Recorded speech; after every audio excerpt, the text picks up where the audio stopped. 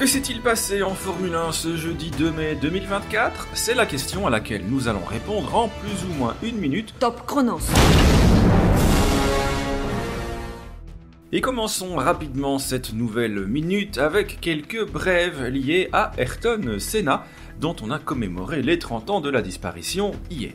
Ainsi, Netflix en a profité pour dévoiler le premier teaser d'une série en 6 épisodes consacrée au triple champion du monde brésilien et dont la sortie est prévue pour fin d'année sans plus de précision. Avant cela, lors du Grand Prix d'Émilie-Romagne sur le circuit d'Imola, Sebastian Vettel prendra le volant de la McLaren MP4-8 avec laquelle Ayrton Senna avait disputé la saison 1993 de Formule 1. Hier, toujours, Red Bull a officialisé le départ d'Adrian Newey début 2025. L'ingénieur britannique devrait rester actif sur les circuits pour le reste de la saison 2024.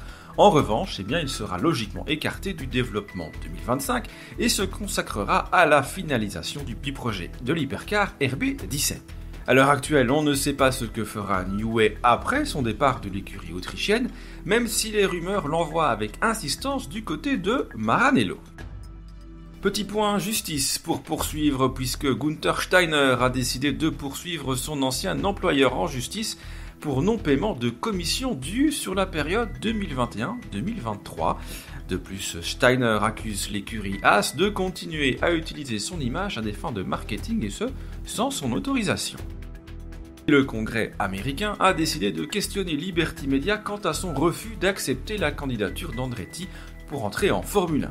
C'est par courrier que le Congrès a adressé 3 questions à Greg Maffei, patron de Liberty Media, au centre desquelles se trouvent les lois antitrust américaines, et les questions sont les suivantes.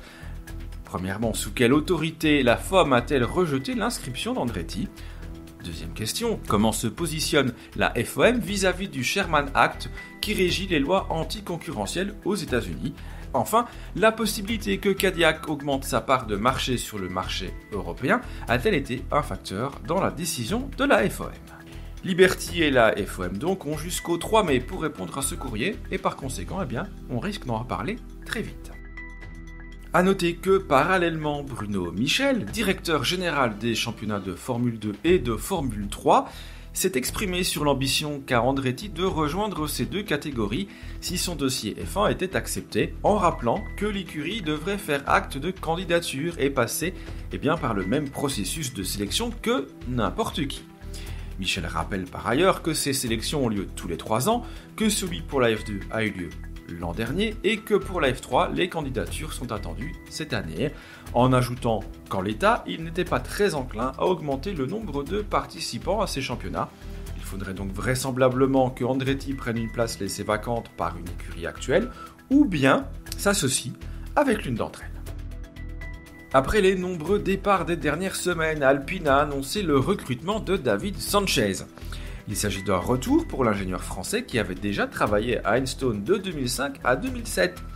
Sanchez, qui a quitté McLaren il y a un mois après un passage éclair à Woking, chapeautera le département technique de l'écurie tricolore. Enfin, terminons avec un petit point agenda puisque la F1 se produit ce week-end à Miami.